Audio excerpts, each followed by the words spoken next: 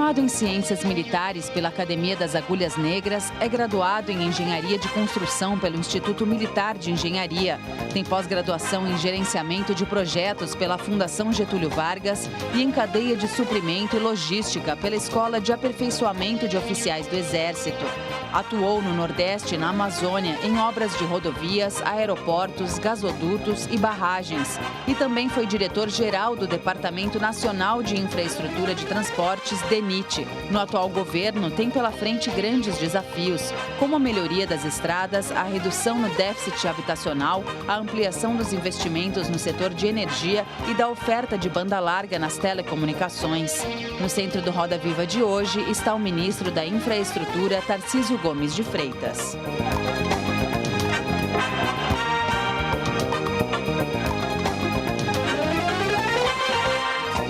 Bem-vindos ao Roda Viva, o mais tradicional programa de entrevistas da TV brasileira. No centro da roda hoje está o ministro da Infraestrutura, Tarcísio Gomes de Freitas. Estamos no ar em todo o país pela TV Cultura, pelas emissoras afiliadas, pelo nosso canal no YouTube e pela nossa página no Facebook, também no nosso perfil do Twitter. Para conversar com o ministro Tarcísio Gomes de Freitas, convidamos Gésner Oliveira, professor de Economia da Fundação Getúlio Vargas e sócio da consultoria GO Associados.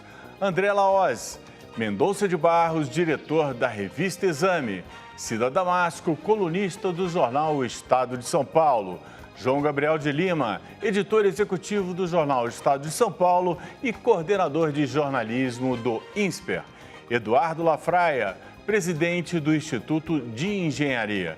E somos acompanhados e supervisionados com desenhos feitos em tempo real pelo nosso cartunista estrutural Paulo Caruso. Boa noite a todos. Bem-vindo ao nosso programa. Ministro, muito obrigado por aceitar o nosso convite. Fazer uma primeira pergunta, que há vários comentários entre jornalistas e economistas que o seu ministério foi o único que apresentou serviço nesses primeiros meses aí de governo. Como é que o senhor vê esses comentários? Boa noite, Ricardo. É uma alegria estar aqui. Eu que agradeço o convite. Agradeço a generosidade dos comentários, mas não é verdade. A gente tem visto aí uma equipe de ministros que é muito técnica, que tem feito o melhor. Observem que o Ministério da Economia apresentou em muito pouco tempo uma boa proposta de nova previdência que já está no Congresso. Além disso, que é pouco falado, mas uma série de propostas também microeconômicas, né, para facilitar o ambiente de negócio, para trazer mais segurança jurídica, para encurtar os tempos de criação de empresas. Nós temos o Ministério da Agricultura fazendo um esforço muito grande para abrir portas no exterior para os nossos produtos, a Controladoria Geral da União fazendo um esforço grande também no sentido da governança, estabelecendo critérios para ocupações de cargos, o Ministério da Justiça e Cidadania, o Ministério da Justiça e Segurança Pública com o projeto de anticrime, com a preocupação com o crime em combater o crime organizado, em combater o crime violento, em combater a corrupção. Então, na verdade, a gente tem uma equipe que está muito unida, que está muito focada e que tem por objetivo dar aquilo que o país está precisando. Então, eu vejo que nós temos um bom time de ministros que está extremamente ciente da missão, está a fim de fazer, está a fim de entregar. E, no final das contas, aí o mérito do presidente Bolsonaro, né, que teve a coragem de nomear ministros técnicos e nos deu a liberdade também para montar as equipes. E lá no Ministério da Infraestrutura, a gente foi buscar ali no mercado o que tinha de melhor, trouxemos uma série de servidores de carreira, com experiência nas suas áreas, isso faz toda a diferença. Então, eu tenho craque na área de portos, eu tenho craque na área de aeroportos, na área de aviação civil, na Infraero, eu tenho craques no DENIT, enfim. Já trouxe a experiência do governo anterior. Já trouxe a experiência do governo anterior, que é outro mérito. Exato. Não desconstruir aquilo que está sendo feito. O Brasil não pode ser reinventado a cada 4 anos, principalmente na área de infraestrutura, onde tudo é longo prazo. Então, a visão de Estado é muito importante. Nós trouxemos para compor essas equipes, pessoas que pensam o Estado. Então, aí a vida fica mais fácil. A gente vai começar a nossa rodada de perguntas aqui com a Cida Damasco. Cida, pode começar. Um número razoável de leilões de concessão é apontado como um retrato desse bom desempenho do Ministério nesses 100 dias, mais de 100 dias de governo. mas parece que tem um enrosco na área de rodovias, né? Como é que está essa questão na área de rodovias? O que é preciso para destravar essa questão?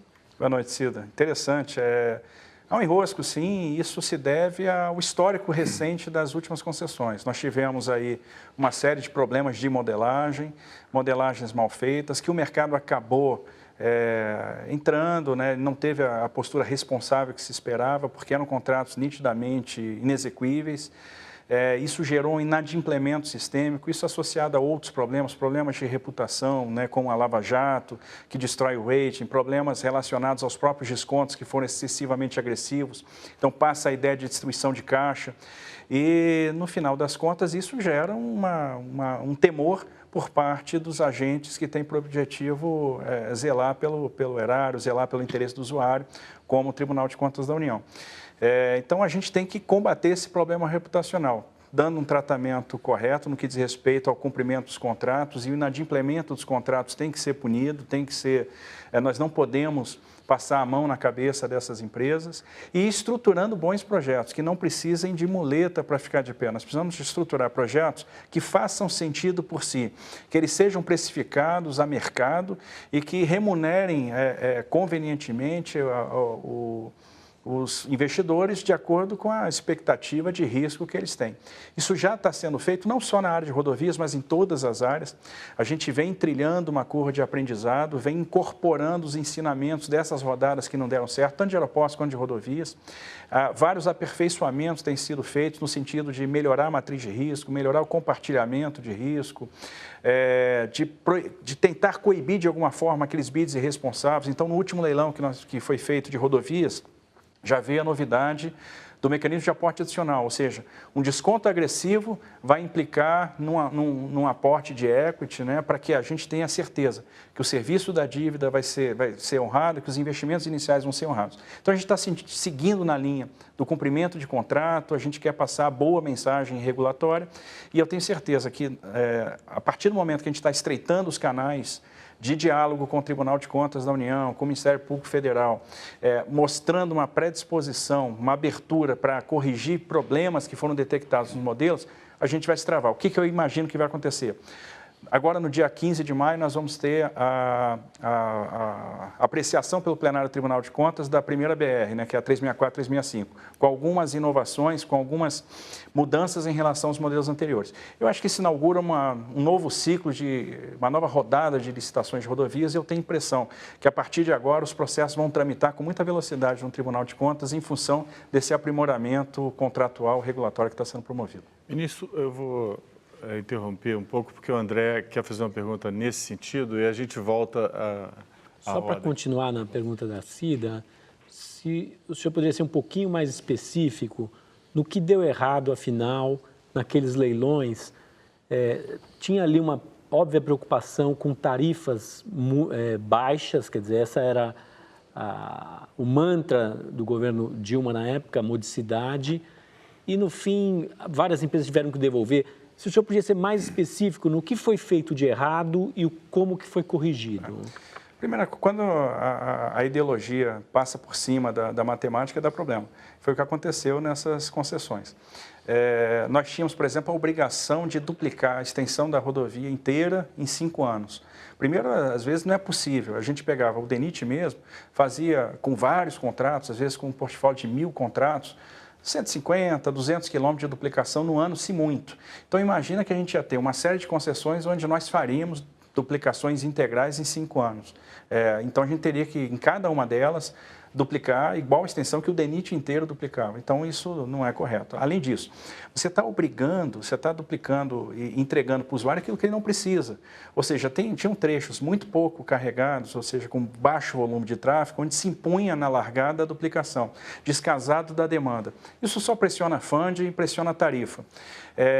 Se procurava artificialmente baixar a tarifa ou por meio por exemplo, de obras do DENIT. Então, o DENIT às vezes entrava com obras, como foi o caso da 163 Mato Grosso, No caso dos aeroportos, aconteceu semelhante com a participação no capital por parte da Infraero, né, os 49% da Infraero. Então, eu acabo criando um incentivo ruim, porque eu acabo focando na obra e não na prestação de serviço. Isso fez com que construtoras ganhassem os leilões, sobretudo de aeroportos. É o que aconteceu diferente agora nas últimas rodadas que foram feitas, onde nós tivemos realmente operadores aeroportuários, né, participando dos leilões. E a busca do juro subsidiado. O BNDES vai me dar 80%. Quer dizer, o projeto, então, não faz sentido. Ele vai precisar de um suporte, de uma muleta. E, obviamente, isso não se configurou, isso não aconteceu. E por quê? Porque as empresas deram 40%, 50%, 60% de desconto. Ora, se ela deu um desconto dessa magnitude, significa que houve destruição de caixa, né? E o banco, então, ele não vai disponibilizar aquele recurso que ele estava propondo lá anteriormente. Se a gente pegasse pelo valor da tarifa de FAS, pela tarifa de leilão, e botasse isso na conta hoje, a situação financeira das concessionárias era muito diferente. E várias se envolveram em Lava Jato, tiveram destruição de rating, destruição de reputação, e isso, obviamente, prejudicou também o crédito. Aliado a isso, PIB e tráfego tem correlação positiva, então com a queda de PIB houve queda também de demanda e não havia o compartilhamento do risco de demanda, mas era um risco sabido, era um risco que fazia parte do contrato. Então esses são os fatores que levaram então a essa última rodada de concessões lá da Dilma, né, da terceira etapa, a ser um fracasso retumbante. Ministro, agora o professor Gessner, aqui seguindo a nossa ordem. Pois não, ministro, chama muito atenção realmente, como foi dito aqui, a rápida decolagem aí dos leilões. Em 4 meses, houve uma outorga da ordem de 5,8 bilhões de reais e um investimento previsto nos projetos dos terminais portuários, ferrovias, etc., da ordem de 7 bilhões de reais. A reforma da Previdência é a grande esperança para não deixar o Estado quebrar, ou trazer o Estado para uma solvência. A sua área, o investimento em infraestrutura, é a grande esperança para a retomada do crescimento da economia. Quanto desse investimento que já ocorreu, e qual é o prazo em que ele deve ocorrer e isso estimular o setor de construção, o emprego? E, uma vez aprovada a reforma da Previdência, pelo seu sentimento, seu contato com investidores, qual é o salto previsto em investimento? Porque o apetite por investimento potencial é muito grande, eu imagino que o ministro perceba isso e vislumbre um aumento maior ainda. Com certeza. Esses investimentos, esses 7 bi, eles estão projetados para acontecer ao longo do período de concessão, quer dizer, ao longo dos 30 anos. Agora, há uma concentração desses investimentos nos 5 primeiros anos. Principalmente, por exemplo, nos aeroportos, a gente vai ter que fazer lá, colocar de pé os terminais portuários, fazer lá o que a gente chama de fase 1B, que é a fase da construção mesmo dos novos terminais, de retrofit de terminais antigos. Isso vai acontecer nos primeiros anos de concessão. A mesma coisa a Ferrovia Norte-Sul. Para iniciar a operação, o investidor vai ter que colocar lá aproximadamente 2,8 bilhões. Então, ele vai terminar as obras que estão pendentes, ele vai estabelecer e disponibilizar todo o sistema de comunicação em segurança, ele vai fazer aquisição de frota. Então, o investimento está concentrado nos primeiros anos de concessão. Só que o número vai ser muito maior. Nós temos aí uma quantidade de projetos muito grande para ir para a praça, um portfólio que está bem definido, uma carteira que está bem estruturada. A gente vai perceber isso agora. Nós fizemos esses leilões, por exemplo, aeroportos. Fizemos o leilão numa sexta-feira, na segunda a gente colocou o chamamento para os estudos de mais 22 aeroportos, que vai ser a sexta rodada também com 3 blocos. Terminais portuários, fizemos o último leilão de terminais portuários, na semana seguinte publicamos mais 3 editais, 2 em Santos, 1 em Paranaguá, com investimentos expressivos. Rodovias, nós temos 3 consultas públicas para colocar na praça agora em maio, provavelmente, o início de junho mais tardar, que é da 381 Minas, 262 Espírito Santo, uma rodovia importante, a rodovia que mais mata gente no Brasil.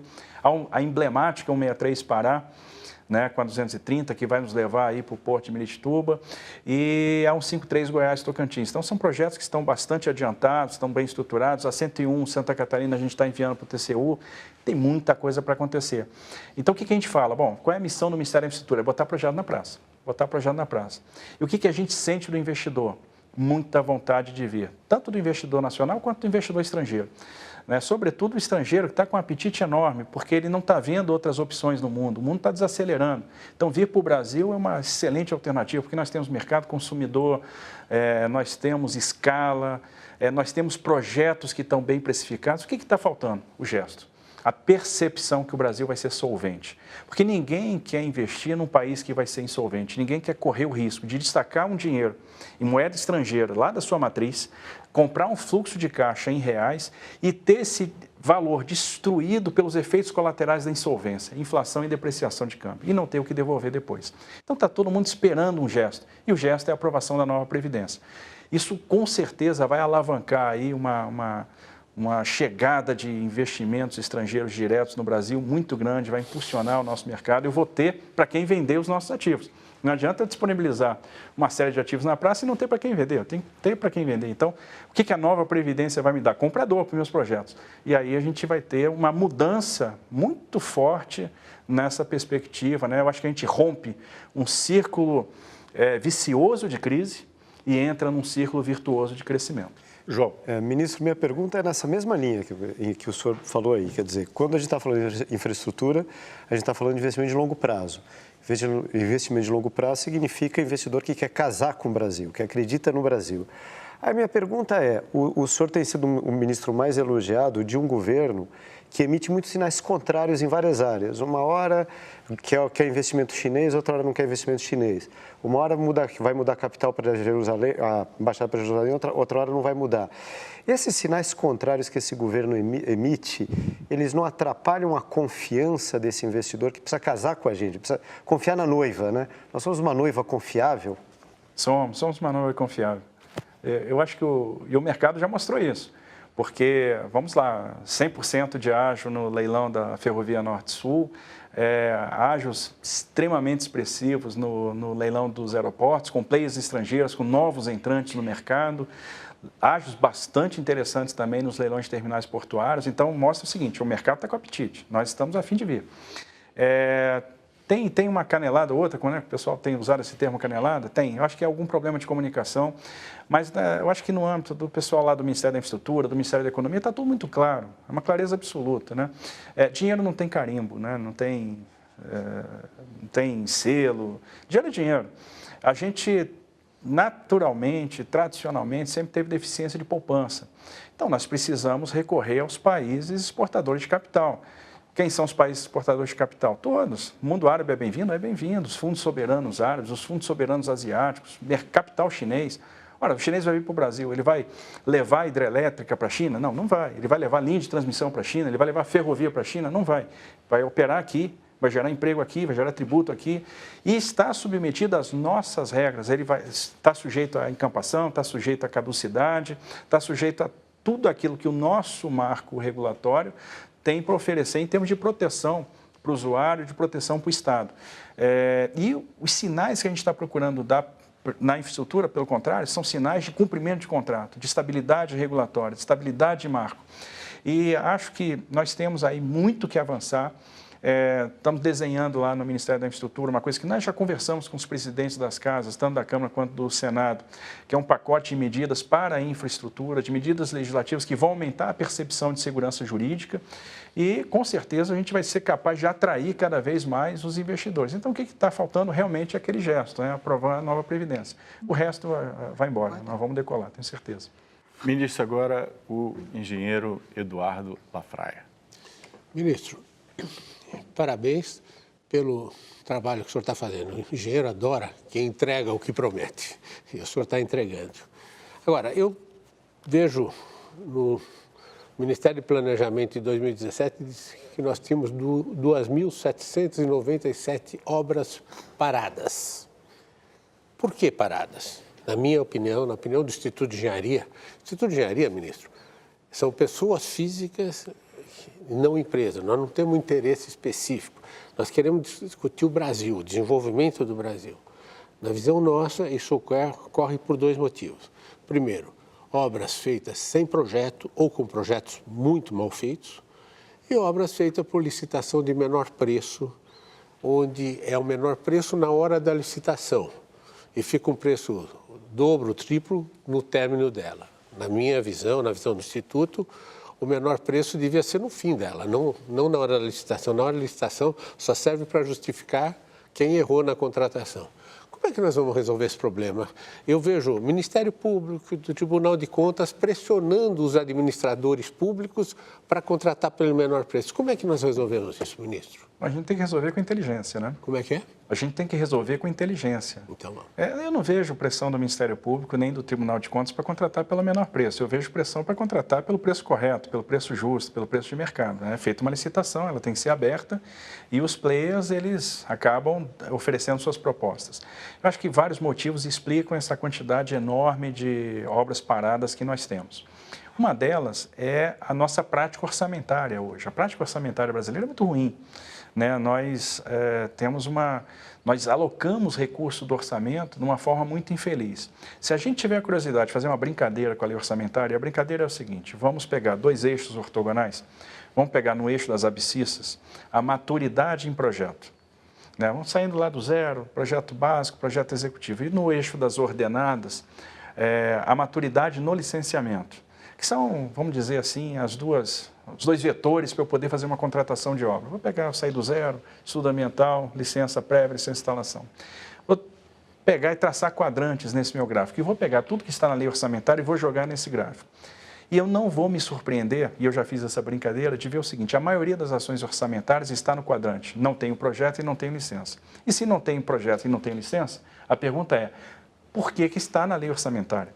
Então, no final das contas, a gente contrata muita coisa sem provisão de recurso. Isso tira a previsibilidade do próprio contratado. O empreiteiro não sabe se vai receber.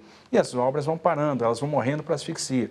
Porque o empreiteiro, ele faz a obra para receber a medição depois. E aí não tem o dinheiro, como é que ele faz? Dessas 2.000 e tantas citadas pelo Lafraia, quantos estão nesse caso? Nessa situação. E aí, percentual que você achou? Eu confesso que eu não sei hoje dizer qual é o percentual, mas olha, isso responde por uma boa parte dessas obras que estão paradas. E aí, no final das contas, o que ocorre? É o pior capital que existe, né? Um capital perdido. Aqui, isso não tem taxa de retorno, né? Uma obra parada não tem taxa de retorno. E a gente precisa efetivamente fazer um esforço para acabar isso que está aberto. Quantas vezes é alocado um recursozinho, lá, tem aquela tentação irresistível: olha, eu vou botar uma emenda aqui, tem 5 milhões para você fazer essa obra, mas a obra custa 200, custa 160, custa 500. Então, aquele recurso não deveria estar lá. A gente precisa agora concentrar recurso. Né? Então, nós temos várias frentes abertas. O que a gente tem que fazer? Eu tenho que começar a fechar a frente. Eu tenho que pegar dinheiro que está espalhado, pulverizado em várias açõezinhas pequenas, coisas que não vão acontecer, que ainda estão na fase de projeto, e começar a concentrar dinheiro naquelas que estão em andamento, para começar a tirar da frente. Vou concluindo obra, vou entregando obra. E aí eu vou abrindo espaço, vou abrindo janela orçamentária para receber novos investimentos, para receber aí mais emendas e conseguir começar um ciclo novo. Então, tem que fechar o que está aberto primeiro. E quanta coisa está aberta, né? Tem muita coisa aberta. Agora, eu acho que a gente tem que aprimorar modelagem de contratação. E aí tem vários problemas. Temos que melhorar projeto, temos que melhorar a contratação. Geralmente, ir para a comissão de licitação nos órgãos públicos é castigo. Mas a gente se esquece que só contrata bem quem conhece mercado. O segredo da boa contratação está na definição de um bom termo de referência, onde eu consigo definir quem é que tem condição de fazer aquele tipo de obra, quem atende os requisitos técnicos, operacionais e profissionais. E se eu não conheço o mercado, eu não consigo projetar os requisitos. E aí começa a saga do fracasso, né? E outra coisa, leniência do poder público, porque a empresa que não entrega um objeto, ela tem que sair do mercado. Ela tem que ser punida, ela tem que ter o contrato rescindido lateralmente e tem que passar pela pena de impedimento, de licitar, de decretação de idoneidade. Uma coisa que a gente precisa fazer, como até provocação, seguro. Nós precisamos aprimorar os seguros de obra, né? As seguradoras têm que começar a assumir aquelas obras que fracassam. A gente volta a esse assunto no próximo bloco. Vamos com um rápido intervalo e voltamos já com o ministro da Infraestrutura, Tarcísio Gomes de Freitas. Rapidinho, fique aí.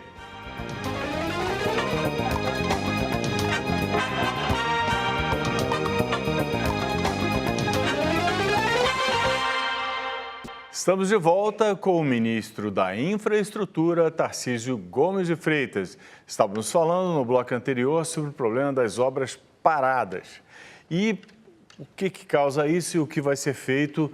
Vamos voltar então ao engenheiro Eduardo Lafray, que colocou essa questão, que são mais de 2.000, né? 2.000 obras. 2.000, quase 3.000. E o ministro começou a responder, então vamos continuar a conversa. Ministro, primeiro, essa sua postura de terminar o que já foi começado, eu acho brilhante. Nós temos, começou, termina, de alguma forma. Agora, eu insisto, é impossível o senhor fazer um bom orçamento de uma obra se o senhor não tem um projeto. Então, ter um projeto inicial bom, na minha opinião, é fundamental. Segundo lugar, essa história a empresa que deu um preço muito baixo. Se o senhor orçou um projeto por 100 e alguém ofereceu para fazer aquele projeto por 50, ou tem que dizer que essa empresa é incompetente ou tem que mandar embora quem fez o orçamento. Alguma coisa está errada aí. Como é que fazemos isso? Acho que a gente tem que fazer como se faz lá fora, né? As coisas são tão simples às vezes lá fora e a gente complica tanto aqui dentro. Como é que acontece a maioria das contratações em grandes países? Bom, primeiro as contratações são design build, são contratações integradas. Eu transfiro o risco de projeto e obra para uma pessoa só. E aí não tem aquele negócio, olha, a obra deu errado porque o projeto está errado. Não. Eu não consegui fazer, o problema é da construção, meu projeto está certo. Como eu vou dar um exemplo, aquele viaduto Batalha de Guararapes, que caiu lá em Belo Horizonte na época da Copa. Não sei se vocês se lembram desse caso. Claro. O que aconteceu? Um clássico na construção civil brasileira. Construtor responsabilizando o projetista responsabilizando o construtor. Nas contratações design build, ou seja, nas contratações integradas, não existe isso, porque construtor e projetista é uma pessoa só. Isso. Ele tem a responsabilidade ele assume o risco de projeto. O projeto pode até ser feito por outra empresa, eu posso ter ofertado o projeto para ele, mas ele está assumindo o risco de projeto. Isso é uma coisa. A segunda coisa que acontece, lá fora se trabalha muito com os certificadores independentes, com certificadores acreditados. Então, são empresas que vão certificar, vão atestar a qualidade do projeto, a aderência do projeto às normas técnicas e a aderência de cada etapa de obra com a norma. Ou seja, eu tenho um efetivo controle tecnológico. E a terceira coisa que funciona lá fora, seguro. Ou seja, se a empresa não entregar aquilo que ela foi contratada, o seguro assume, tem cláusula step-in, o seguro termina a obra e aquela empresa, obviamente, jamais vai conseguir uma apólice novamente. Mas nós não temos isso aqui no Brasil. Precisamos ter, nós precisamos dar esse passo. Eu acho que se a gente torna a contratação mais simples, a gente desonera a administração pública, a gente dá tempo para que a administração foque em resultado, para que a administração planeje, ela não fica perdida, imersa na burocracia, na medição estéril, e a gente alavanca resultado. Agora, temos que mudar, aperfeiçoar uma série de coisas, aperfeiçoar legislação, aperfeiçoar regulação. Né? Hoje em dia ninguém consegue acionar um seguro. A garantia no Brasil é um problema sério. É tão sério que a gente não consegue recuperar dinheiro de devedor. Por isso que o spread no Brasil é alto. Países com situações, com indicadores macroeconômicos semelhantes têm spreads completamente diferentes. Então, é uma coisa que a gente tem que parar para pensar. Por que a questão de garantia no Brasil não funciona? O que a gente tem que fazer para aprimorar a regulação e fazer com que os seguros efetivamente funcionem? Aí nós vamos dar um salto. Ministra Cida. Ministro, o senhor se referiu aí à prática orçamentária como um dos fatores que pressionam esse número elevado de obras paradas. Com essa entrada em funcionamento do chamado orçamento impositivo, essa questão, essa prática orçamentária, ela não tende a ser mais acentuada ainda? É um risco, né? Mas eu acho que, como a pauta de infraestrutura é uma pauta que promove convergência, é provável que haja realmente convergência de parlamentares para que as emendas sejam canalizadas ou direcionadas para um determinado empreendimento.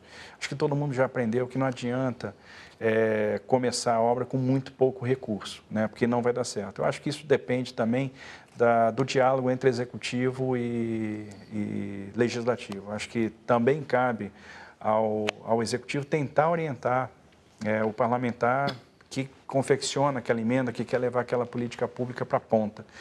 Então, eu acho que é uma questão... questão... falando de articulação política, então. De articulação, de realmente, para que haja efetividade nas políticas públicas e que as coisas comecem e terminem, que no final das contas é o que todo mundo quer.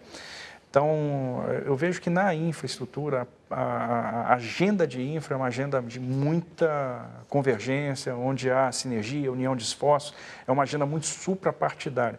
Então, é fácil fazer, vamos dizer, essa articulação, de fazer essa sensibilização para que a gente possa fazer uma boa construção de orçamento. Eu vou dar um exemplo.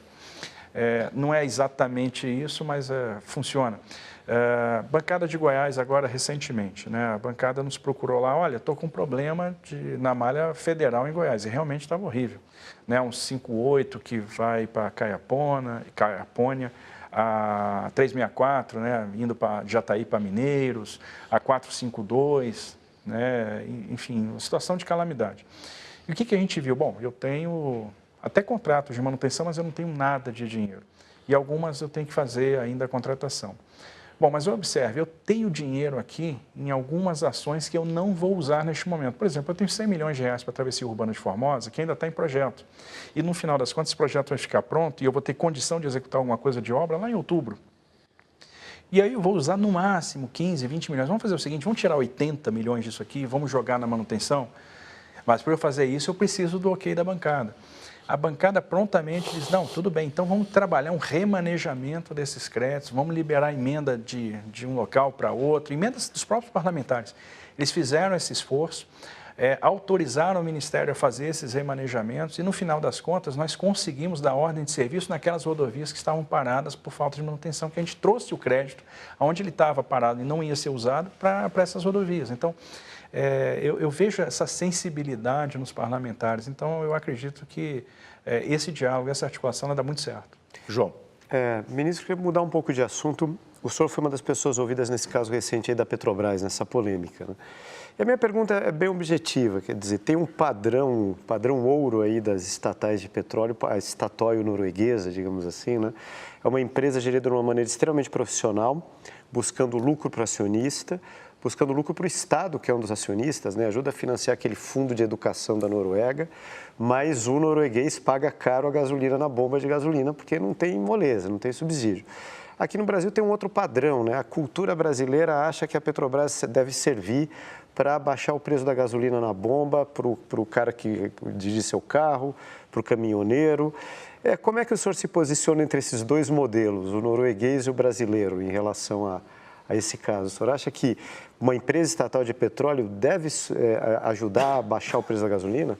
Acho que não. E, no final das contas, não é a minha posição. Acho que é a posição do governo. E qual é a posição do governo? De independência da Petrobras. Acho que o caso recente que houve aí... O presidente falou diferente, né? Não, eu acho que ele foi mal interpretado, porque, observe, nós estamos na iminência de ter uma crise de caminhoneiros. O que é crise de caminhoneiros? Instabilidade política, é tudo que a gente não precisa, porque a instabilidade política, ela gera instabilidade regulatória, ela gera fuga de investidor, ela gera crescimento negativo, ela gera pressão social, que gera mais instabilidade política. E esse é o círculo vicioso da crise. Ora, a gente não precisa de mais estabilidade política. Então, nós não precisamos, nós não podemos ter hoje uma greve de caminhoneiros. A sensibilidade política do presidente estava nessa linha. E o que ele quis saber? Olha, como é que funciona a política de preço? Ponto. Ele pediu um esclarecimento. O presidente da Petrobras disse, não, eu seguro um pouquinho mais o aumento. A questão dos caminhoneiros tem duas vertentes. Uma política e uma econômica. A vertente econômica não se mexe em preço de derivados. O Brasil importa derivado, existe uma questão de paridade, isso é importante para a empresa. Quando isso foi quebrado, nós sabemos onde parou, onde deu. Prejuízos bilionários, é isso que não se quer.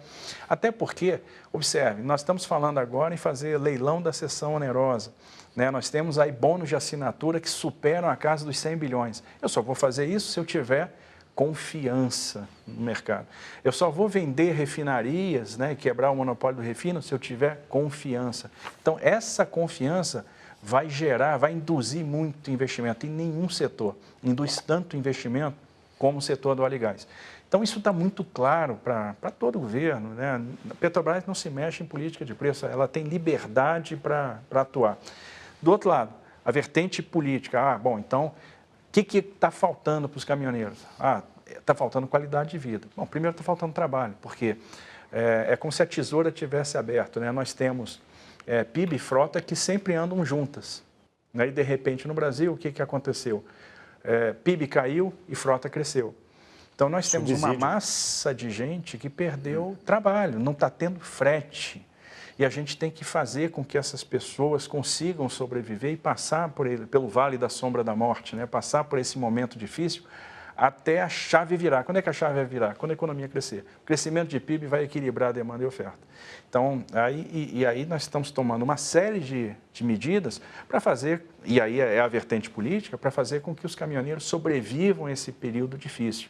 Né? Eles tenham trabalho, eles consigam ter o mínimo de remuneração e consigam passar por esse momento complicado. E Petrobras não se mexe, não vai se mexer em preços derivados, está muito claro. Então, na vertente econômica, é liberdade de preço para a Petrobras, ninguém vai interferir na política de preço da empresa. Agora, ministro, o ministro herdou, naturalmente, uma excrescência na economia de mercado, que é o tabelamento do frete, né? E, com habilidade, conseguiu desativar aí a bomba relógio, que era a greve dos caminhoneiros. Mas, se a gente olhar para frente, qual é a sua visão da mudança da matriz de transporte, em particular com o aumento da importância do transporte ferroviário e da renovação das concessões de ferrovias? Já a Norte-Sul já foi, virá a Ferrogrão e qual a perspectiva? Quando que o Brasil vai ter uma matriz de transporte um pouco mais equilibrada, com um peso maior do transporte ferroviário? Olha, eu acho que a gente está caminhando bem nesse sentido. Até a greve do ano passado dos caminhoneiros mostrou muito para nós. E o fato é que, por exemplo, a cabotagem está crescendo muito. A cabotagem está crescendo a 2 dígitos, né? Está crescendo aí 12%, 15%, 18% ao ano. Então, muita coisa que não descia pelo litoral, hoje está descendo pelo litoral de navio. Os nossos estudos mostram o seguinte: se a gente levar a termo aquilo que está planejado para o modo ferroviário, e a estratégia ferroviária tem 3 vertentes. Eu dizia antigamente que tem 2, mas apareceu mais uma. A primeira vertente são as novas concessões. Então, a gente está falando, Norte-Sul já foi, nós temos a ferrovia de integração Oeste-Leste que vai esse ano, né? A gente deve fazer o leilão talvez aí em dezembro, e nós temos Ferrogrão que pode ser leiloado ou não. Por que pode ser leiloado ou não? Porque isso tem a ver com a segunda vertente, que é a mudança de marco que nós estamos tentando promover. A mudança de marco vai fazer com que a gente comece a ter ferrovias no Brasil autorizadas, o que faz todo sentido, né? O que não faz sentido é tentar licitar Ferrogrão, porque, observe, nós temos um mercado, um agronegócio pujante, que tem demanda, tem um investidor que tem um interesse em explorar o modo ferroviário, tomar o risco de engenharia, investir lá 13 bilhões de reais para ligar o Mato Grosso ao Arco Norte, porque está vendo ali demanda. Tem um estado que está produzindo 62 milhões de toneladas de grãos e pode produzir 100, 110 milhões de toneladas de grãos, que não utiliza nem metade da área disponível. E, de repente, eu digo, olha, você quer botar 13 bilhões? Legal, vamos fazer uma concessão. Vamos submeter essa concessão ao Tribunal de Contas. E ainda tem mais uma coisa legal. No final do período de concessão, me devolve o ativo que ele é meu, o bem irreversível. Isso não faz o menor sentido e não é assim lá fora. Lá fora, olha, você quer tomar o risco e quer ligar a B? Vai lá e faz, seja feliz, né? E que Deus o acompanhe. Faça a ferrovia. Então, essa mudança a gente quer fazer por meio do projeto de lei que está no Senado, que é o PLS 261 de 2018. A gente acredita que isso vai nos ajudar a impulsionar short lines, a usar melhor a parte dessa malha que está abandonada com concessionários de menor porte, promover realmente a competição entre concessionários, né? Então, esse é um ponto. E o outro pilar é justamente a prorrogação antecipada dos contratos de concessão de ferrovia, que isso nos deu aí uma grande oportunidade. E como a crise acaba estimulando a nossa criatividade. Então, a criatividade, neste caso, foi a utilização da outorga para fazer investimento. Então, observe, existe a intenção de prorrogar os contratos, né, para que o investimento possa ser feito, a operação possa continuar e esse capital possa ser amortizado. Nós estamos impondo investimento na própria malha, né, investimento ao longo do tempo. E qual é o resíduo, né, o que sobra? Quando eu tiro lá a receita do custo operacional, do investimento, da depreciação, do imposto, sobra um valor que eu trago a valor presente e é uma outorga que seria paga lá ao Tesouro. E a gente diz, não, olha, vamos capturar esse dinheiro no sistema porque isso é inteligente. Então, vamos fazer o seguinte, a Estrada de Ferro Vitória Minas, que a gente faria, que a gente botaria lá um punhado de dinheiro no tesouro, no cofre lá de outorga, vamos fazer uma ferrovia com esse dinheiro. Então, é o seguinte, você não vai mais pagar a outorga, você vai fazer uma ferrovia nova e você vai construir para mim a ferrovia de integração do Centro-Oeste. Então, eu vou ligar a produção à ferrovia Norte-Sul, vou dar sentido na Norte-Sul. E aí eu vou criar 2 rotas de escoamento para carga. A carga vai poder sair por Itaqui e vai poder descer para Santos. Opa, vou criar competição. E no final das contas, você vai pagar a sua outorga fazendo a ferrovia e a ferrovia é da União. O que a gente faz? Venci o risco de engenharia, venci o risco de meio ambiente, faço a licitação da operação. Aquilo que tinha valor presente líquido negativo lá atrás, passou a ter valor presente positivo porque eu venci o risco de engenharia. Licito, vou oferir o quê? Nova outorga. O que eu faço? Boto dinheiro em outro lugar. Então, é uma maneira inteligente de multiplicar recursos. E aí vai nascer FICO, assim vai nascer Ferroanel de São Paulo, vai nascer F-118. Nós vamos fazer uma série de segmentos ferroviários trocando prorrogação de contrato por outorga. Então, feito isso, as projeções mostram que a participação no modo ferroviário na matriz sobe dos atuais 15% para 29%, 30%, ou seja, ela dobra em 2025. 2025. Está anotado, ministro. Pode anotar. Agora, André. Para continuar nesse tema, o que incomodou muito, eu acho que a população em geral, no ano passado, foi a percepção de que o Brasil, de certa forma, com as razões que possam existir, foi vítima de uma chantagem. E, de repente, a sociedade se viu do lado mais fraco. Quer dizer, que realmente é possível parar o Brasil e agora, novamente, voltou o mesmo assunto. Com essas projeções, o governo há muito tempo, os governos, em modo geral, falam há muito tempo que é preciso diminuir a nossa dependência das rodovias, etc., mas o tempo vai passando e as coisas pouco mudam. Com essas projeções que o senhor está dizendo, quando é que a gente vai deixar de poder ser vítima novamente de uma chantagem? Bom, primeiro, eu discordo um pouco que a gente está sendo vítima de chantagem. O que a gente tem? Uma massa de trabalhadores que produzem, geram riqueza, né, e que não tem a menor condição de trabalho. Carnaval eu fui para 163 Pará, porque nós tivemos atoleiro, nós fizemos todo o esforço para evitar o atoleiro, mas ali se falhar um pouquinho o controle de tráfego, um caminhão atola, o outro vem na fila dupla, atola também, e quando a gente viu tinha 50 quilômetros de fila de caminhão. É de cortar o coração ver os caras que estão levando a nossa riqueza, né, para os portos, estão levando o nosso PIB literalmente nas suas carrocerias, né, nos seus caminhões, parados 10 dias, 11 dias, sem comida, sem água, sem local para tomar banho, sem local para fazer as necessidades. Esses caras andam na estrada, não tem segurança. Então, é uma situação de desespero, de desrespeito, de falta de estrutura sistêmica. Então, eu vejo o seguinte, o que eles pedem é pouco, é respeito, né, é condição de trabalhar. E tem coisas que são fáceis de fazer e nós não fizemos. Exemplo, eles precisam de postos de parada para tomar banho, para dormir e saber que o pneu não vai ser roubado, que ele não vai ser assaltado, que a carga não vai ser roubada. Então, é um local cercado, com segurança, onde ele tem um mínimo de suporte de vida, ele tem um local para preparar a refeição, que ele possa comer, um local para tomar banho. Eu posso fazer isso nas rodovias pedagiadas, nas rodovias sob concessão. E qual é o custo disso? É mínimo. Quando eu diluo esse custo ao longo do tempo, qual é o efeito na tarifa? É quase nada, é muito residual, é muito marginal. Então, por que a gente não fez antes? Poxa, nós temos que dar esse passo, nós temos que fazer. Mas então, deixa eu refrasear. Quanto tempo a gente ainda correrá o risco de uma greve paralisando o Brasil? Vou mudar um pouco a pergunta. Eu acho que a gente corre esse risco realmente, mas eu acho que a economia entrando nesse círculo de crescimento, né, isso vai embora, porque quando a gente começar a crescer 3, 3,5%, 4, 4,5%, a gente equilibra demanda e oferta, começa a ter trabalho e a gente vai se livrar desse risco. A mudança na matriz de transportes, ela vai trazer outro efeito, que é a substituição do frete de longa distância pelo frete de curta distância. E o frete de curta distância é o que remunera melhor o caminhoneiro. É o frete que ele ganha mais, que ele tem maior renda, é o frete que ele dorme em casa todo dia, é o frete que ele tem mais segurança, é o frete que ele vai dirigir menos cansado, é o frete que vai diminuir acidente nas rodovias. Então, essa substituição, então, quando a cabotagem estiver impulsionada, quando as hidrovias estiverem funcionando, quando a ferrovia estiver funcionando, quando a gente der esse salto dos 15% para os 30% que vai ser dado aí nesses próximos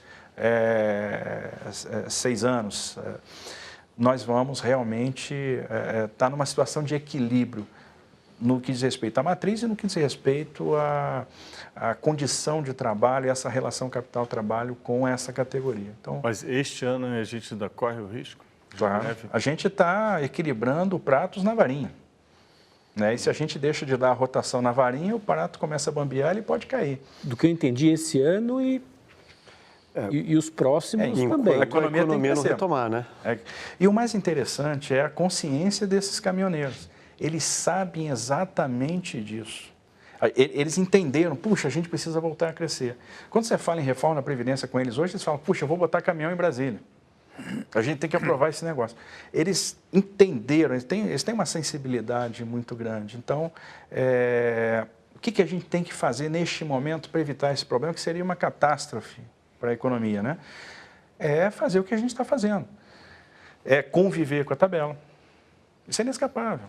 É inescapável. Então, nós temos que fazer com que ele ganhe aquela remuneração naquele frete, fiscalizar, vir com os postos de parada, eliminar algumas punições necessárias. Nós vamos atuar para desburocratizar. Então, por exemplo, o cara faz um registro para dirigir lá o caminhão dele, né? O Registro Nacional do Transporte Rodoviário de Carga.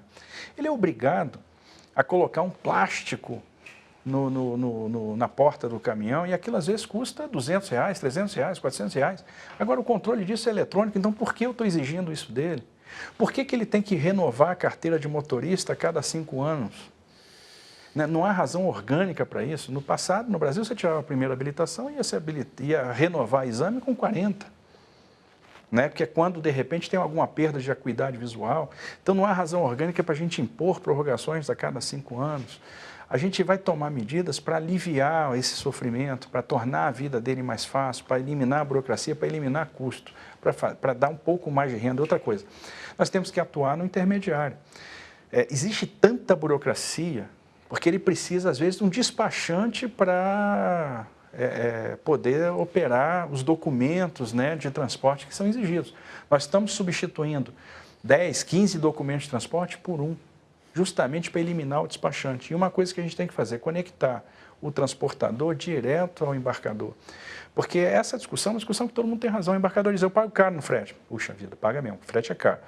E o transportador diz o seguinte, eu estou ganhando pouco, tá mesmo. Se esse cara, o embarcador, está pagando caro e o transportador está ganhando pouco, o dinheiro está se perdendo no meio do caminho. Vinícius, e onde é que está se perdendo? No intermediário. Tem muito intermediário no processo. Esse intermediário nós temos que eliminar. O governo está negociando, conversando diretamente com as lideranças dos caminhoneiros, pelo que eu estou vendo, o senhor está muito a par de tudo que está acontecendo nessa área.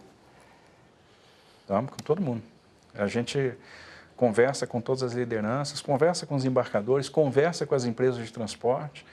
É uma situação difícil que demanda diálogo, demanda gestos, e os gestos têm que ser de todos.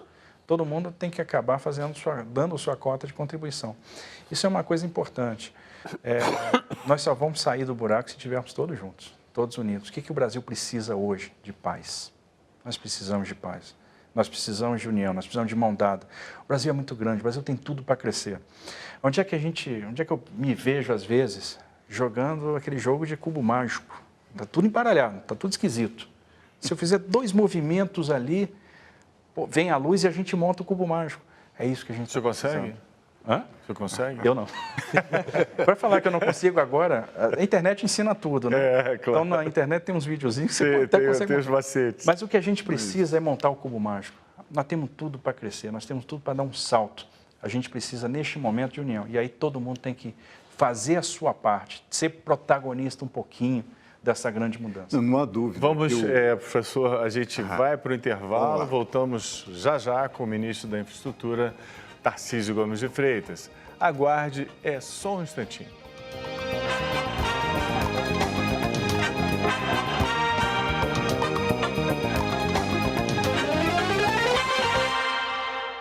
Estamos de volta para o terceiro bloco da entrevista com o ministro da Infraestrutura, Tarcísio Gomes de Freitas.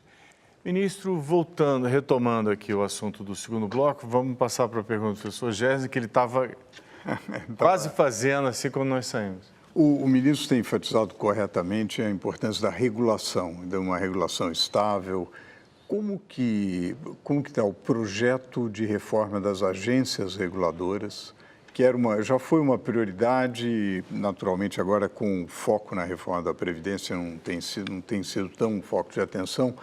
Na sua visão, qual a importância desse projeto, das agências reguladoras, em que medida pode haver mais integração dos modais e, eventualmente, algumas agências serem fundidas, como, por exemplo, a ANTAC e a NTT?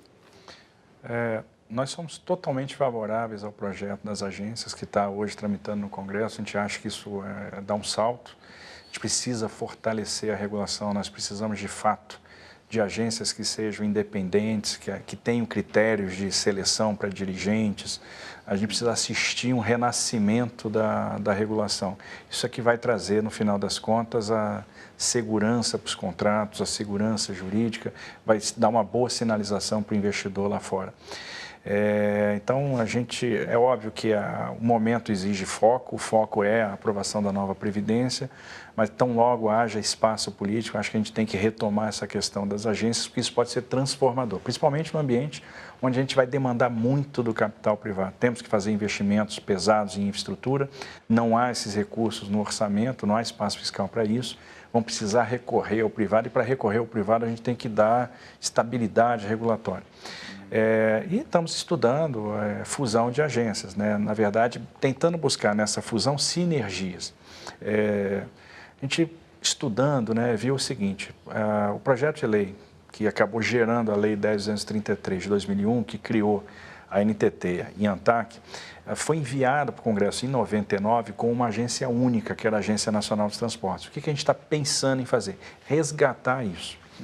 E qual o objetivo? Primeiro, trazer nessa nova lei aquilo que tem de bom no projeto de lei das agências, independência orçamentária, financeira, critérios de seleção de dirigentes e uma pegada multimodal. A gente está tentando pegar sinergia entre as áreas. Seria muito bom que a gente pudesse, por exemplo, fazer concessões conjuntas de ferrovia e terminais portuários, ou que a gente pudesse resolver situações como nós temos, por exemplo, no Porto de Santos, onde eu tenho ferrovias chegando que são de responsabilidade da NTT, eu tenho pedaço de ferrovia que é responsabilidade da ANTAC, os terminais portuários são responsabilidade da ANTAC, e a visão mais multimodal, ela elimina a burocracia, ela elimina a regulação desnecessária. A regulação, às vezes, ela tem virado intervenção. A gente tem que separar, delimitar bem esses espaços. E a gente está buscando, para isso, uma conversa sistemática com o mercado. Porque o nosso objetivo, óbvio, é melhorar, é aprimorar a regulação, não piorar. Se for para a gente dar um passo que piore a regulação, é melhor não dar. Então, a gente está ouvindo os setores. Há uma preocupação, por exemplo, muito grande do setor portuário. Ora, será que não vai haver uma prevalência do setor de rodovias, do setor de ferrovias, em relação ao setor portuário e a gente vai ser desidratado numa eventual fusão de agências? A resposta é não, porque existem mecanismos para combater isso, mecanismos que podem ser pensados no regimento interno, tem a relatoria, eu posso ter relatoria específica para determinadas áreas, então tem uma série de remédios que evitam esse risco, né, dissipam, afastam esse risco de um setor, de repente, prevalecer em detrimento de outro. Então, nós estamos conversando com os setores, com as associações, né, tanto transporte aquaviário, né, da área portuária, o setor de navegação está sendo ouvido, né, o setor das rodovias, o setor de ferrovias e servidores dessas agências, né, para dar também a visão daquilo que nós pensamos para as carreiras. Seria muito bom que nós tivéssemos no Brasil, por exemplo, uma carreira única de regulação, porque nós teríamos a possibilidade de fazer um intercâmbio entre reguladores. Ora, mas é muito bom. Isso é coisa que vai sair depois lá da Previdência, que ainda tem muito debate, né, sim, no Congresso. Com certeza. Tudo. Agora, olha só que coisa boa seria se eu pudesse pegar um servidor da ANAC ou servidor da ANEEL, servidores de agências maduras, e pudesse levar ele para a NTT, levar ele para a ANTAC e vice-versa. intercâmbio Profissão de de experiências. regulador. Exatamente, eu teria a condição de, olha, na nossa agência a gente está fazendo assim, lá haveria um crescimento da regulação como um todo com essa troca de experiência. Então, a ideia da fusão das agências vai muito nessa linha, a ideia é ter um ganho realmente em termos de regulação e, obviamente, a gente vai dar o passo a partir do momento que isso seja um consenso no setor, né, que olha, estamos maduros para mandar um projeto para o Congresso e fazer essa discussão. Lafray tem uma pergunta. Na verdade, eu ia perguntar um pouquinho do sistema de cabotagem, para equilíbrio da matriz de transporte. Mas a senhora praticamente já resolveu agora. Posso mudar de assunto? Eu queria falar um pouquinho sobre o meio ambiente. Nós não temos que, de alguma forma, alinhar os interesses de quem produz e de quem aprova para que o Brasil destrave nessa parte de infraestrutura. Eu sinto um conflito e nós temos que mudar uma legislação de forma que quem defende o meio ambiente seja protegido da mesma forma que quem queira aplicar, queira investir, possa trabalhar. O que acontece hoje é que tem uma legislação, na minha opinião, extremamente injusta a quem analisa o meio ambiente. Essa pessoa que analisa o meio ambiente pode ser penalizada pessoalmente. Então, o que a lei diz para quem aprova alguma coisa no meio ambiente é o seguinte: se você aprovar, você corre o risco. Se você disser não, você não corre risco nenhum. Não é uma indução a um erro, e com todos os ministros, secretários que eu falo, todos eles concordam comigo, mas eu não vejo o processo andar. O que nós podemos fazer? Bom, tem uma iniciativa interessante no Congresso hoje, que é um projeto de lei de 2004, que é o 3729, que apesar de ser de 2004, ele já teve uma série de projetos apensados, foi discutido, rediscutido, e hoje está no plenário da Câmara para votação, está na relatoria do deputado Kim Kataguiri, né, aqui de São Paulo, que pode dar uma luz com relação a isso. O que tem acontecido na área de meio ambiente? Eu acho que a ferramenta do licenciamento ambiental não tem sido compreendida como ela deveria ser. Então, no final das contas, eu preciso encarar o licenciamento ambiental como um poderoso instrumento de gestão de riscos ambientais, onde eu tenho que confrontar duas dimensões. A dimensão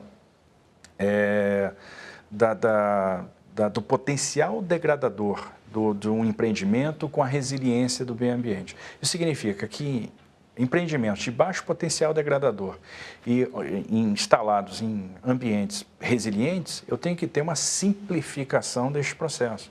Eu tenho que instruir processos, por exemplo, com dados de outras pesquisas de campo que eu já fiz, com outros estudos, com acervo de estudos que já é de posse do próprio órgão ambiental, né? Então, tem algumas questões que precisam ser alteradas e isso demanda legislação. Por incrível que pareça, apesar do farto arcabouço regulatório por licenciamento, não tem uma legislação de licenciamento. A gente tem a Lei da Política Nacional do Meio Ambiente, que é de 81, já é uma lei bastante antiga. Depois veio a Constituição de 88 e nós tivemos aí o licenciamento estabelecido por resoluções do CONAMA e por uma série de instruções normativas de órgãos intervenientes. Isso gera um massacre para o empreendedor que tem que buscar onde está a referência, qual instrução que eu vou seguir dos diversos órgãos que hoje interferem no licenciamento ambiental. Não tem uma lei única. Então. Não tem uma lei única. Então, a gente precisa... Tem uma interpretação única também, não é isso? Exatamente. Se não tem uma lei única, imagina as interpretações. Porque hoje em dia, você tem que torcer para o seu empreendimento cair na mão de um técnico, por exemplo, porque se cair no outro, você pode ter uma solução totalmente diferente. O que acontece? Também Nós temos a questão da lei de crimes ambientais e responsabiliza na pessoa física um servidor que eventualmente emite uma licença. É errado. Então, a gente precisa trazer segurança jurídica para esse profissional que trabalha com licenciamento. Eu acredito que esse projeto de lei que está tramitando, ele tem que ter alguns pontos importantes, como, por exemplo, a questão do prazo para a manifestação de interveniente, de que forma esse interveniente vai se manifestar. Se ele não se manifesta em um determinado prazo, eu prossigo o estudo com dado secundário. Eu preciso criar incentivos para que a coisa ande, né? Delimitar bem a questão da abrangência do estudo, que ele tem que ter relação direta, de fato, com o empreendimento. O que acontece hoje é uma deformação do licenciamento. O licenciamento é utilizado para levar a política pública, né? Ao invés de simplesmente focar na influência daquele empreendimento. E algumas simplificações eu acho que são fundamentais para trazer celeridade e até para proteger o próprio meio ambiente. Ministro Cida. Eu queria falar aqui exatamente a impressão contrária que a população tem, porque, embora esteja se falando a necessidade de ter clareza e de ter consideração com o empreendedor, quando acontece um desastre como o Brumadinho, a conclusão da população, do grosso da população em geral, é que é exatamente o contrário. A proteção demais em cima do empreendedor e pouca responsabilização. Como é que o senhor responde a essa uma coisa bem aparente contradição? É o seguinte, observe, a gente tem um arcabouço de legislação confuso, que leva a uma série de estudos repetidos, caros, licenciamento demorado e que não é efetivo. Porque, observe, a Brumadinho não foi licenciada segundo a regra que nós estamos projetando, que nós estamos propondo ao Congresso. Ela foi licenciada segundo a regra existente. E olha o que aconteceu. Né? E quantos Brumadinhos vão acontecer no Brasil inteiro? Quantas rodovias são feitas com processos de licenciamento extremamente demorados? O raciocínio comum é o seguinte: se nem com essa legislação existente hoje foi possível evitar um desastre, desastres, na verdade, como Mariana e Brumadinho, imagine se você facilitar, agilizar, tornar a questão mais rápida. Como é que é? É que o licenciamento, no final das contas, ele se tornou burocrático. Ele é um licenciamento focado em diagnóstico e não em prognóstico. Então, o que a gente precisa fazer para que o licenciamento seja efetivo, ele seja rápido e efetivo? Isso é inconciliável? De forma nenhuma. Ele precisa ser mais técnico, ele precisa ter mais tecnicidade, eu tenho que olhar mais a tipologia de empreendimento. Vamos dar um exemplo. Nós estamos aí com mais ou menos, sei lá, uns 60, 70 bi de linhas de transmissão contratadas. Ora, são empreendimentos extremamente simples de execução, de baixíssimo impacto, e nós já fizemos NCAPI, licenciamentos de linha de transmissão. Ora, qual a dificuldade de botar isso, então, numa linha de produção? O licenciamento pode ser muito rápido e isso vai gerar economia, vai gerar aquecimento, né? Vai gerar encomenda. A mesma coisa na indústria do óleo e gás. Nós temos blocos da 12ª, 13ª, 14ª rodada de exploração e produção que não tem licenciamento. Então, isso é quase um estelionato do Estado, porque a gente licita alguma coisa que vai ser impossível de licitar. E aí, o que tem acontecido na área? Eu estou sempre botando na balança dois valores, né? O direito ao desenvolvimento e o princípio da precaução. Invariavelmente, o princípio da precaução sempre prevalece sobre o direito ao desenvolvimento. Vamos pegar a 319 Amazonas. Uma rodovia que foi, onde a gente teve a conclusão da pavimentação em 78. Na década de 80, eu pegava um carro em Porto Velho e dirigia até Manaus, no asfalto. Rodovia pavimentada, asfaltada. E o que nós temos hoje lá? Lama, atoleiro.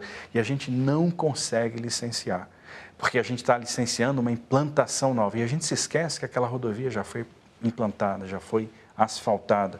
E as pessoas precisam daquela rodovia. Então, qual é a resposta que nós vamos dar para essas pessoas? Mas se asfaltar, vai ter um desmatamento absurdo naquela região. Não teve na década de 70, na década de 80. O agronegócio não avançou naquela direção. E outra coisa, existem meios efetivos para controlar esse avanço do desmatamento? Existem. Sabe quanto é que foi gasto já em estudos ambientais na 319? 111 milhões de reais. E nós não temos a licença. Então, a coisa também tem que ser mais prática. É o seguinte, é inviável? Então se manifesta. É inviável. Ponto. Encerra, põe na gaveta, aquele projeto não existe mais. Agora, se é viável, então ele tem que ser licenciado. E os empreendimentos se tornam viáveis pelas externalidades que eles geram. É muita lei, mas pouco cumprimento, né? A gente vai para o próximo bloco.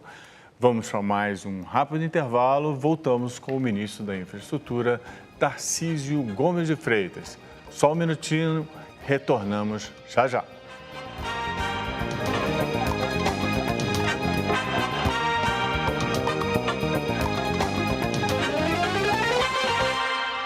Estamos de volta para o quarto e último bloco da entrevista com o ministro da Infraestrutura, Tarcísio Gomes de Freitas. Ministro, no seu ministério tem várias coisas e também o trânsito, né? Essa medida de aumentar os pontos de 20 para 40, o senhor acha que é uma boa medida ou arrisca a gente aumentar o número de mortes aí no trânsito? Absolutamente. Eu acho que não vai ter relação nenhuma com o número de mortes. Pelo contrário, vai trazer mais efetividade para os DETRANs. O que tem acontecido hoje? Os DETRANs não conseguem operacionalizar os processos de suspensão de direito de dirigir com 20 pontos. Então, eles acabam abrindo os processos com 40, com 50 pontos. Então, a gente só vai adaptar a legislação para a situação real, para a realidade. Existem várias penalidades que são... É muito fácil no Brasil você chegar aos 20 pontos. Existem várias situações de penalidades administrativas que acabam onerando pontuação. Por exemplo, se você levar mais de 30 dias para fazer a transferência do seu carro usado, quando você compra um carro usado, você vai ser multado e vai ter pontos apenados na carteira. Mas, ministro, o que a experiência tem mostrado é que, nesse caso específico do trânsito, quanto mais rigorosas as leis, menos acidentes. Foi o caso da lei seca, por exemplo. Exatamente. Quando, no caso da lei seca, a lei seca foi cobrada com rigor, as pessoas começaram a ser punidas, diminuíram efetivamente os acidentes, tanto em São Paulo quanto no Rio. Você está corretíssimo, João. Então, é exatamente isso que nós vamos fazer. Observe. Para aquilo que não tem gravidade, nós estamos aumentando a pontuação de 20 para 40 pontos. Agora, para aquelas infrações onde a punição é a suspensão do direito de dirigir, por exemplo, alcoolemia, nós estamos encurtando o processo. Hoje, um cara que dirige e é surpreendido no bafômetro, ele teria, em tese, que ser punido com a suspensão do direito de dirigir, mas ele tem que enfrentar um processo administrativo para isso. Esse processo tem 6 instâncias. Nós vamos encurtar isso pela metade, para fazer com que essa pena seja muito mais rápida. Então, nós vamos encurtar os passos para as penas mais graves, para realmente agir na educação do condutor infrator e, obviamente, aumentar a quantidade de pontos naquilo que não tem tanta relevância.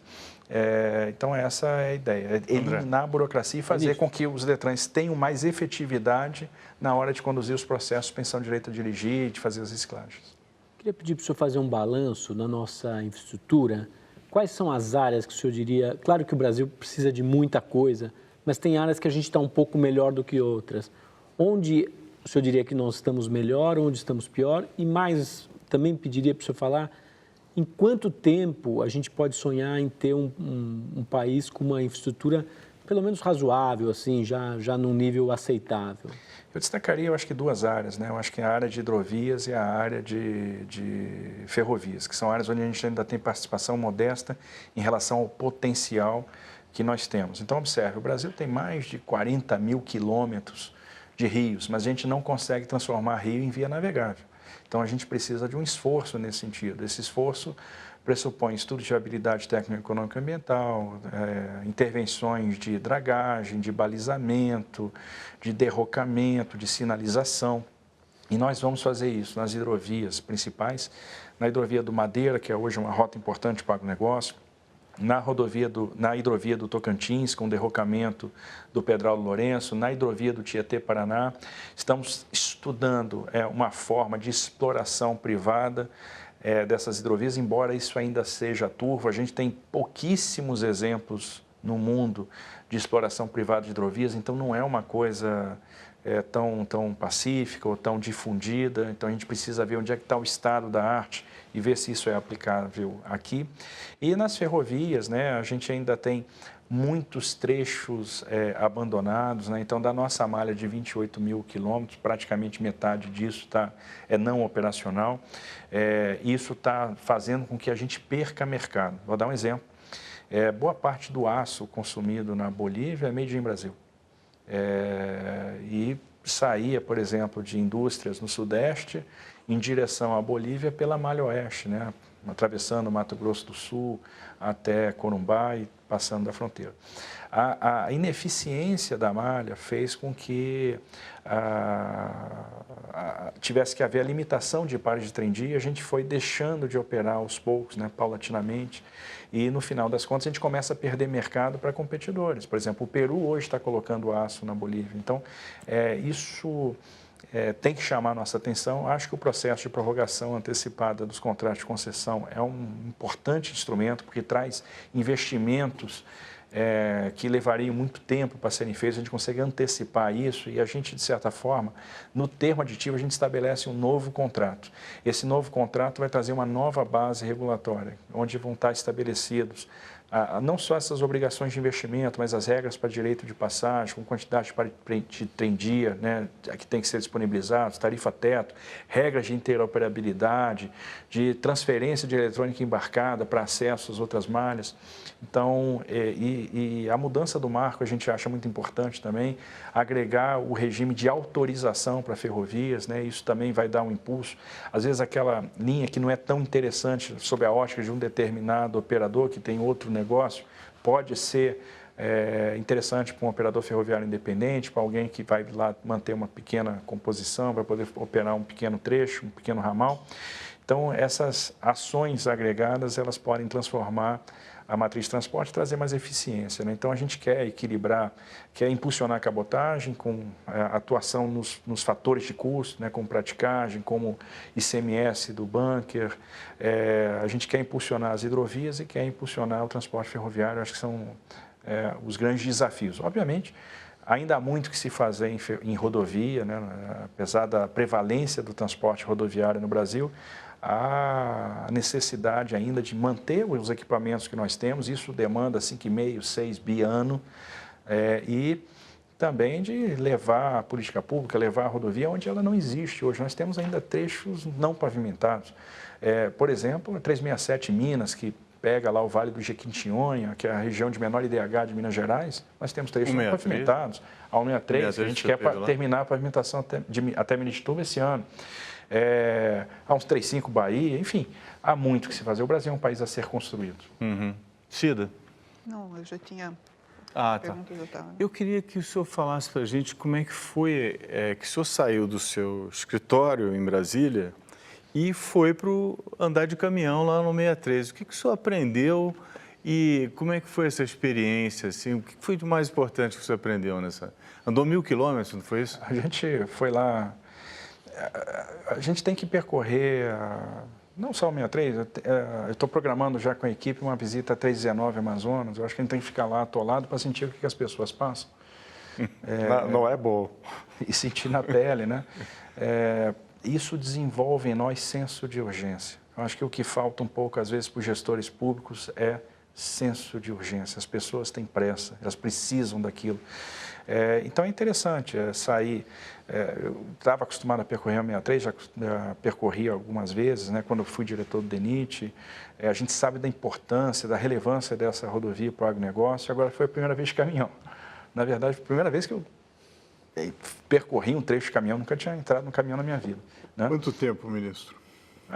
Foi. A gente passou 2 dias viajando, né?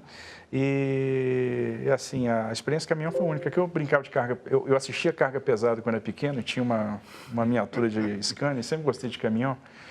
Mas a primeira vez que eu tive a oportunidade de fazer uma viagem realmente, e conversando com o caminhoneiro. O senhor foi dirigindo o caminhão? Não tem nem habilitação para isso, nem brinco. Ia ganhar pontos na carteira? Não, eu fui do lado, né, do caminhoneiro, conversando com o caminhoneiro e dizendo, olha, o que está pegando? Qual é o seu problema? Né? Qual é a sua dificuldade? O que é ruim aqui? E ele falando, e eles têm uma sensibilidade incrível, né? Eles conhecem exatamente o problema e isso nos toca, isso nos dá o senso de urgência. Olha, você chega para a equipe e diz, olha, preciso resolver esse problema, nós temos que resolver isso, nós temos que entregar esse equipamento, não dá mais esse ano. E aí a gente começa, olha, vem cá, nós estamos num período de chuva, lá terminando o período de chuva. Em maio vem o período de sol, porque o 63 é um desafio, que é um lugar que você trabalha 4, 5 meses por ano. Né? Se der tudo certo, a gente vai trabalhar 5 meses. Chove o resto. Chove. Então, qual é o segredo? Fizeram o Camel Trophy lá, né? De tão difícil que é a rodovia. Qual é o segredo? Nessa época do ano que está chovendo, produzir material. Tem que produzir material, tem que estocar material. Então, tem que produzir brita, tem que produzir areia, para quando parar de chover, imediatamente eu ter condições de aplicar. Fazer terraplanagem, aplicar aquele material tem que estar já na beira da pista, né, para conseguir vencer lá o desafio que é terminar a pavimentação da 163 esse ano. E a gente quer terminar. É uma coisa muito simbólica, muito emblemática, né? algo que estampa a ineficiência do Estado. Então, terminar a pavimentação, não precisar mais de uma operação radar, fazer com que o caminhão chegue lá no destino, no final, é um símbolo, né? E aí eu brinco com o presidente, eu digo o seguinte: olha, presidente, isso é simbólico para o senhor também, porque, veja, a rodovia que foi aberta pelo general Geisel vai ser fechada pelo capitão Bolsonaro. Mas nessa viagem, qual foi o seu principal aprendizado? Olha, eu fiquei muito tocado com a situação dos caminhoneiros e primeiro eu tive uma aula de operação de caminhão e de tecnologia embarcada. Eu não sabia que um caminhão hoje tem tanta tecnologia. Mas o aprendizado precisamos trabalhar por esses casos. A gente sabe, por exemplo, que um dos grandes problemas dos caminhoneiros é a segurança, né? A gente viu que teve uma operação do Exército montada no Rio para melhorar a questão de segurança dos caminhoneiros da entrada do Rio. Mas não deu muito resultado, não. Continua tendo muito roubo de carga. A gente precisa de ações sistêmicas, né? Assim, por exemplo, um problema sério do Rio de Janeiro, o arco metropolitano do Rio, né? Que ficou entregue, está se deteriorando. Então, nós vamos jogar isso para dentro da concessão. Nós vamos botar um operador privado lá, que vai trazer tecnologia de câmera, né? de monitoramento de veículos, isso ligado com a Polícia Rodoviária Federal. Então, quando a gente for fazer o novo contrato da Rio-Teresópolis, que é pequenininho, na 116 Rio, nós vamos agregar o arco metropolitano do Rio, nós vamos terminar o trecho Manilha-Santa Guilhermina, que é um trecho que atende a Comperj, que está hoje inacabado, né? Uma duplicação inacabada. E deve ser quando, mais ou menos? A licitação vai ocorrer no início do ano que vem. A gente já está fazendo o estudo. O estudo já está andando. Quem está fazendo a modelagem para nós é o Banco Mundial, está andando bem. E a ideia é que no início do ano que vem a gente tenha a condição de fazer o leilão. O contrato da Rio-Teresópolis vence em 2021 e a gente já quer ter um novo operador em condições de assumir, de fazer essas intervenções, que vão, sobretudo, proporcionar, além da condição de via, além da manutenção, né, do equipamento, segurança, que vai ser fundamental. Então, a gente sabe que a população do Rio de Janeiro clama por isso. Ministro, Lafraie teria uma pergunta? Vamos lá, Cida. A sua área tem um impacto muito forte em mercado de trabalho. Toda essa programação, todos esses planos, inclusive o que o senhor detalhou ali, esse cenário de melhora da infraestrutura ali para a pergunta do André, quando é que o senhor acha que vai bater de maneira clara, de maneira forte no mercado de trabalho? Olha, eu acho que a gente tem um trabalho grande para ser feito agora, 2019, 2020, preparação para colher os frutos disso 2021, 2022. Porque, infelizmente, e é por isso que a gente tem que pensar a longo prazo. O planejamento, então, é extremamente importante, né? O planejamento a longo prazo, porque a gente leva 1 ano e meio, 2, estruturando um projeto desse e vencendo todas as etapas que são necessárias, porque eu tenho que confeccionar um bom estudo, esse estudo envolve a ida a campo com uma série de aferições, projeto de engenharia, depois nós vamos ter que submeter essa modelagem a uma consulta pública, levar para o Tribunal de Contas, até fazer uma licitação e dar um prazo razoável entre edital e leilão para que o investidor possa estudar, possa ter acesso a peças traduzidas, enfim. Assina o contrato, tem um tempo de montagem da sociedade de propósito específico, aporte de garantias, etc. E aí nós vamos começar os empreendimentos. E o empreendimento nunca começa, a gente sempre tem uma parte de trabalhos iniciais, que é justamente o tempo também para ele obter o funding. Então, a gente não carrega muito investimento no primeiro ano. Então, as ações nossas, elas são ações de 21 e 22. É isso. Aí nós vamos ter um reflexo forte daquilo que está sendo plantado agora. Ministro, infelizmente, estamos terminando o tempo. Queria que o senhor respondesse com respostas curtas a algumas perguntas. O senhor tem um ídolo na história do Brasil? O cara que eu mais admiro na história do Brasil é Pedro II, pela visão de Estado, pelo que ele construiu, até na área de infraestrutura, né? Mas era um cara que pensava o Brasil lá na frente, então acho que fez um grande trabalho, acho que merece ser lembrado. Um livro? A Bíblia, é o grande manual do fabricante, tem tudo ali, impressionante. E uma música, o senhor gosta de música, né? O senhor estava falando. Carinhoso do Pixinguinha, aliás, eu gosto da obra, do acervo todo do Pixinguinha, eu sou muito eclético, né? Eu vou do baile funk ao samba, à ópera, enfim. Mas a Pixinguinha, porque meu pai chegou a fazer letra para o Pixinguinha, tinha uma amizade com ele, meu pai foi compositor, então vou deixar a Pixinguinha aqui hoje. Brasileiro. E uma frase para encerrar. Não vivemos em vão, que é o lema da engenharia. Isso traduz um pouco do nosso sentimento lá no Ministério da Infraestrutura. Até me arrepio. Eu falo para a minha turma, a gente tem que servir e deixar legado. Nosso grande objetivo, nossa grande meta, deixar legado. É isso que nós temos que fazer. E o lema da engenharia militar é justamente na linha do legado. É a gente poder não dizer que, olha, não fizemos parte da geração perdida. Eu não quero fazer, nenhum de vocês quer fazer. A gente quer fazer parte da geração que vai reconstruir o Brasil e vai deixar legado. Então a frase é, não vivemos em vão. Obrigado, ministro. Estamos chegando ao final de mais desta edição do Roda Viva. Eu agradeço a participação do Gésner Oliveira, do André Laós Mendonça de Barros, da Cida Damasco, do João Gabriel de Lima, do Eduardo Lafraia e do nosso cartunista estrutural, Paulo Caruso. Agradeço também a você que nos acompanhou até agora, e especialmente ao ministro Tarcísio Gomes de Freitas. Boa noite, boa semana a todos e até segunda.